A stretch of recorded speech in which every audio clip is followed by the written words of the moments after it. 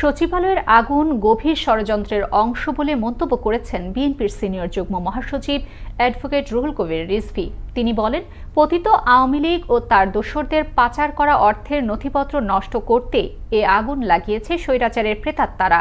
শনিবার সকালে রংপুরের মিঠাপুকুরে নিহত ফায়ার সার্ভিস কর্মী নয়নের পরিবারের সাথে সাক্ষাৎকালে এসব কথা বলেন তিনি। এ সময় নয়নের পরিবারের সদস্যদের চাকরি দেয়া সহ পুনর্বাসন করতে সরকারকে এগিয়ে আসার আহ্বানের পাশাপাশি বিএনপির ভারপ্রাপ্ত চেয়ারম্যান তারেক রহমানের পক্ষ থেকে নয়নের পরিবারকে 2 লাখ টাকা অর্থ সহায়তা করেন বিএনপির এই নেতা। দেশকে একটি শান্তি স্থিতির মধ্যে নিয়ে আসতে গিয়ে জীবন দিচ্ছে নয়নের মতো ছেলেরা। বললাম, স্থানীয় সরকার এবং ডাক্তার মিনিস্ট্রি এগুলোর গুরুত্বপূর্ণ ফাইল পুড়িয়ে দেওয়া হয়েছে।